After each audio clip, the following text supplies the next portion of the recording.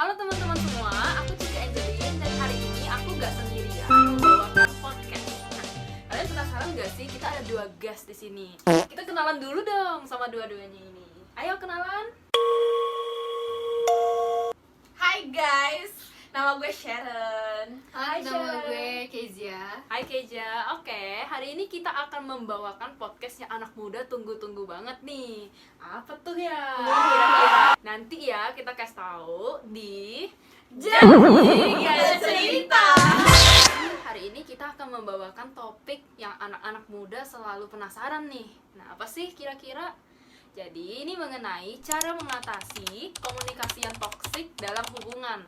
Kira-kira relate banget gak sih sama Iya hubungan dong. dari anak muda? Iya. Hari ini gue akan menanyakan banyak hal mengenai komunikasi toksik dalam hubungan. Oke, gue mulai dari pertanyaan pertama ya. Kira-kira apa sih definisi komunikasi toksik dalam hubungan menurut Sharon dan Keija? Kalau gue jujur toxic in a relationship, bentuk komunikasinya itu sama-sama saling keras kepala, sama-sama saling gak mau mendengar, menghargai pendapat, pilihan, opini pasangan satu sama lain, sampai to the point mereka sama-sama keras kepala sama opini pendapat mereka sendiri. Yang ada pas berantem cekcok, mereka sama-sama nggak ada yang mau ngalah, sama-sama nggak ada yang mau mengerti satu sama lain, alhasil jadi gitu deh. Gitu Jadi mereka sesama satu sama lain nggak menerima gitu ya dengan Yes. kelebihan kekurangan gitu masing-masing. Nah, lalu kita lanjut ke Keija nih. Apa sih definisi komunikasi toksik dalam hubungan menurut Keija itu sendiri? Oke, kalau menurut aku pribadi mungkin sama sih kayak Sharon, kurang lebih pasangan yang nggak mau mendengarkan antara satu sama lain, atau kadang kan pacar itu adalah safe place-nya kita. Nah, Oh jadi iya, kalau misalnya kita ada betul. masalah, kita tuh selalu cerita sama pasangan, banyak banget yang kayak gitu. Tapi kita tidak mendapatkan feedback yang kita mau gitu. Kayak misalnya mungkin pacarnya tidak mendengarkan, atau misalnya pacarnya malah sibuk sendiri, atau bahkan nggak peduli. Banyak banget kejadian kayak gitu. Jadi banyak banget terjadi miskom, dan alhasil mereka nggak tahu antara satu sama lain gitu loh, nggak saling kenal, kayak dia ada masalah apa, gimana personality dia. Soalnya kan kita mengenal seseorang itu bisa karena, itu mungkin banget karena komunikasi antar satu sama lain. Kita tahu tentang definisi tentang komunikasi toksik dalam hubungan. Kira-kira gimana sih cara kita tuh ngenalin tanda-tanda komunikasi toksik dalam hubungan kita biar kita bisa lebih aware gitu? Mungkin yang pertama itu miscommunication, karena dan banyak salah paham. Kalau kalian sudah menyadari ada masalah itu, berarti ada yang salah dari komunikasi kalian. Menurut kamu apa, Syah? dikit sih sebenarnya ke lu, tapi ini lebih ke terbuka. Kalian ini cerita nggak ke pasangan kalian apa yang kalian rasain, apa yang kalian pikir, apa yang kalian nggak seneng dari pasangan kalian, apa yang membebani perasaan kalian ini terhadap pasangan kalian nih, apa kalian ngomongin nggak? Karena ya kita kan manusia ya, kita kan bukan dukun. Kalau sampai ada gitu yang bisa nebak isi kepala orang, lalu lu keren sih. Cuman kayak kan kita kan manusia nggak sempurna. Jadi ya kalau kata gue, terbukanya kita ke pasangan kita nih cukup ngaruh juga. Dan ya orang tuh harus nurunin gengsi lah kan, especially apalagi kalian pacaran ya kan, kayak ngapain sih gengsi-gengsian gitu loh, kayak emang masih zaman gengsi. Bener sih. Terus apalagi kalau misalnya kayak kalian ngerasa pas kalian ngobrol tuh kayaknya udah mulai gak nyambung. Kayak topik kalian gak nyambung, kayak kalian ngomongin apa, dia ngomongin apa, atau mungkin kayak kalian tanya apa, dia jawabnya apa. Itu berarti you guys are not in the same boat. iya, Obrolan kayak kalian gitu. Kayak itu. misalnya kalian lagi curhat, terus tiba-tiba kayak respon dia tuh tidak yang seperti kalian harapkan gitu ternyata. Tapi penasaran banget deh, kalian ada gak sih kayak experience gitu? Jangan Mau yang mana dulu nih? Aduh, ngeri banget. Pengalaman ini Aduh. teman-teman. Ada Ya. sih yang red flag kebanyakan mantan gue, tapi gue juga red flag. Ya, oke deh, kita ambil satu aja nih dari Syah. Oke. Ada sebenarnya, tapi ini bakal panjang banget. Jadi mungkin bakal gue ringkas aja kali ya. Oke. Ini ada berhubungan dengan 2 orang. Ini pas gue masih SMP kejadiannya. Sorry guys. Jadi intinya kita anggap aja yang cowok pertama ini si A dan cowok kedua ini B. hopefully mereka nggak nonton ya. Dulu gue pertama kenal sama A, awalnya pun juga dia nggak ngedeketin gue, dia deketinnya temen gue, adik kelas gue, tapi nggak tahu gimana caranya malah jadinya sama gue. Tapi the funny thing is, kita PDKT nggak nyampe seminggu dan kita jadian itu Lumayan cepet ya? cuman 2 minggu doang. Wow. Putus, gue yang putusin dia. Dan dia dendam sama gue 3 tahun. Oh my. Karena gue putusin dia, jadi dia merasa pride dia sebagai laki-laki, sebagai cowok ini tercoreng. Karena kalau kata dia ya, dia nggak pernah diputusin sama semua cewek sama mantan-mantan itu selalu dia yang mutusin. Jadi pas kalinya gue yang mutusin dia, itu langsung kayak it's a slap for him. Tapi sebenarnya alasan gue mutusin dia pun karena gue ngerasa ini orang tuh cukup temperamental. Dia gampang kebawa emosi, walaupun nggak ke gue ya, walaupun nggak ke gue ya, tapi buat gue menganalisa dia nih seperti apa kayak gitu. Dan gue backstreet sama dia, dan and dia demen berantem as in sama anak sekolah lain gitu. Ya aduh, tidak. Tapi kayak dari situ gue langsung kayak terlalu mikirnya kejauhan, kayak aduh ntar kalau mak gue tahu kayak gini gimana ya, mak gue gimana, bapak gue gimana gitu. Jadi kayak gue putusin dia. Tapi dan emang salah gue juga, gue nggak ngasih tahu ke dia alasannya kenapa gue putusin dia itu apa. Karena pas gue langsung putusin, gue langsung block sosmed dia, semua sosmed saudara-saudara dia, dan dia sempat nyamperin sekolah gue, tapi gue ngehindar karena gue takut. Tapi dari putus sama mantan gue yang A ini, gue jadi deket sama temen dia, si B. And I don't know why, ya perasaan nggak bisa dikontrol ya. Aduh, gue jadi baper dikit lah sama si B ini. Long short story, jadian kita, walaupun nembaknya di chat ya emang banget.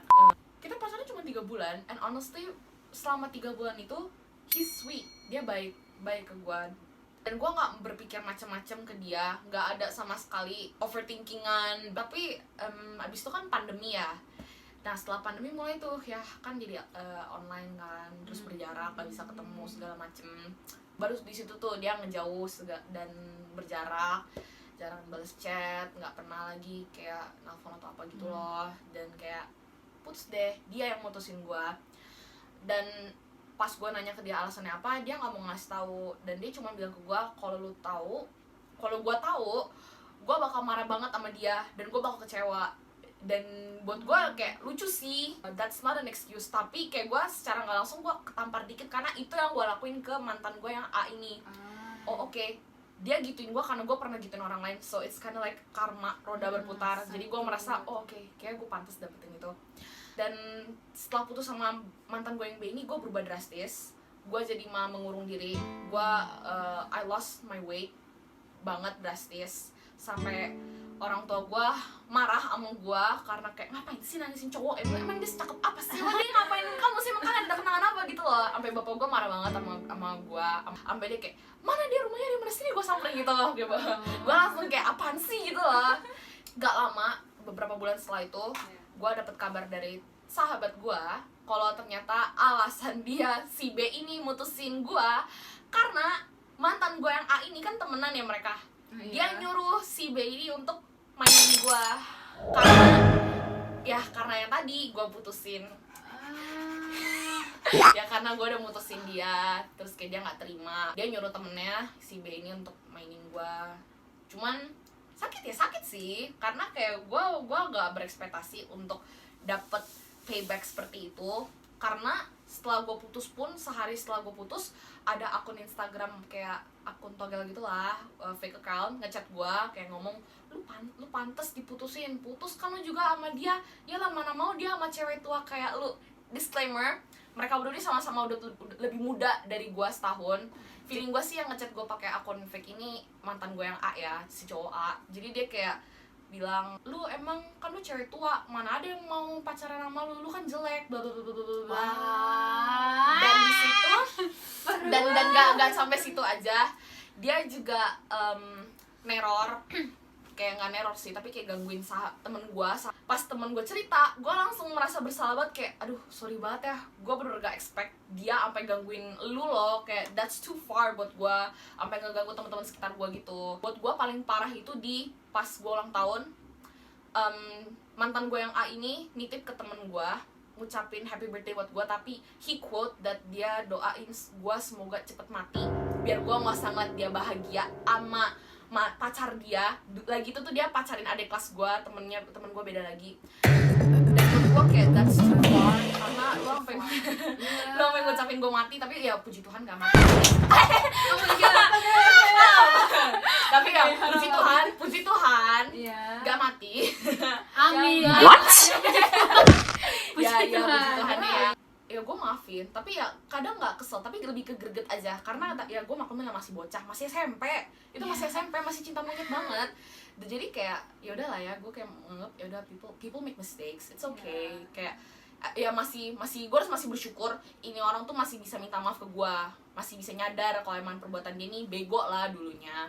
Tapi gue juga minta maaf ke dia, kayak ya sorry juga kalau misalnya gue ada perbuatan gue yang bikin lu nggak seneng segala macem gitu. And ya well, apapun yang mereka jalanin sekarang, gue berdoa dan gue yakin itu mereka baik-baik aja, semoga kayak good things came into their life. Amin. Sungguh ya, ceritanya benar-benar insightful banget buat kita. Betul banget. Karena lagi-lagi kembali ke komunikasi. Kayak hubungan toksik itu pasti ada karena komunikasinya dalam hubungan itu gak beres. Betul. Contohnya tadi yang pertama dari pacarnya Syah, itu egonya sudah lumayan tinggi tuh. Karena ego tinggi itu gak mungkin membuat hubungan jadi berhasil. Lagi-lagi orang egois, gak mau memikirkan pasangan satu sama lain. Padahal inti dari hubungan itu kan bukan cuman diri dia sendiri, tapi ini tentang relationship antara kita. Betul. Iya. Terus juga memang sih kalau misalnya kita mau putus, usahakan berikan juga alasan kita apa sih yang kita gak suka atau gimana. Mungkin ya jangan di silent treatment ataupun segala macam yang bikin komunikasinya semakin memburuk. Ya memang sih ini pelajaran banget ya buat kita yang udah lagi di hubungan toksik nih. Plus minus sih. Jadi kalau untuk kalian yang mau membawa hubungan ini bener-bener untuk jauh ke depan, mungkin kalian bisa mulai build ke komunikasi. Jadi komunikasi nggak semua orang yang kayak baru pacaran langsung bagus gitu kan, udah kita pokoknya ini udah cocok pasti nikah gitu kan. Gitu. Komunikasi pun harus dibuild, belajar bareng-bareng, bukannya kalian menghakimi kamu tuh harusnya gini, kamu tuh harus gini, nggak gitu, tapi kalian sama-sama belajar satu sama lain gimana caranya melihat solusi dari berbagai kekurangan ke dalam hubungan kalian dengan komunikasi. Dan juga sebenarnya ada nih sedikit saran. Kalau misalnya kalian belum siap untuk memulai hubungan, lebih baik jangan dimulai. Iya. Karena itu merupakan akar dari semua hubungan toksik. Betul. Kayak kalau kalian mikirnya, aduh gue pengen ngerasain bucin-bucin gini, pikirin baik-baik.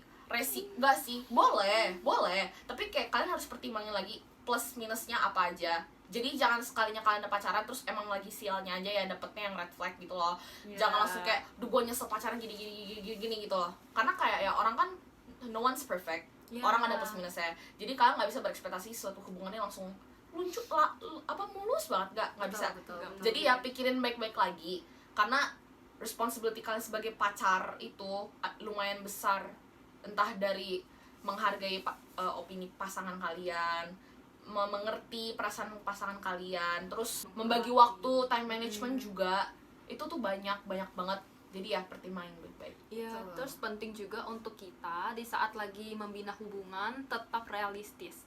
Jadi walaupun pacar kalian nih jahat perlakuannya atau segala macam, jangan anggap itu sebagai hal yang normal. Kita sebagai wanita dan sebagai pria tetap harus bisa menyadari kalau itu tindakan yang buruk dan toksik. Kita harus membangun awareness dalam diri kita. Betul. Terus kayak Cika juga tadi ada ngomongin tentang soal kepercayaan, dan ingat antar pasangan itu jangan bohong. Jangan bohong. Siapa yang bohong di sini? Siapa yang bohong di sini? Kamu merasa? Dan juga seperti yang tadi gue bilang, kita kan harus memulai hubungan itu harus siap dulu ya secara jiwa dan raga, ya hati, otak, segala macam kita harus siap. Karena gimana ya, suatu hubungan itu tuh gak mudah ya, seperti yang dikatakan sama Keija. Jadi intinya kalau lu masih merasa kurang, mending bangun fondasi dulu deh dalam diri lu. Ya, Kayak gitu. Ya, jadi intinya kita perlu ngebangun dulu diri kita, investasikan diri kita supaya kita menjadi yang terbaik dalam diri kita sebelum kita memulai hubungan. Karena pasangan kita itu cerminan dalam diri kita. Secara kita harus stabil juga secara emosional dan juga ya dalam membina hubungan dan lain-lain. Nah, gimana nih? Wah, itu udah banyak banget sih ya. Iya. Banyak banget sih. Bener-bener ya, semuanya udah hampir dibongkar nih. Untung aja gak yang satunya lagi. Itu nanti lagi, jadi ditunggu lagi ya guys part 2-nya. Wow. Kalau ada, semoga ada. We never know. Ya, bisa kok kita buat acara sendiri. Oh my god. Iya. Oh, Janji apa? janji gak cerita.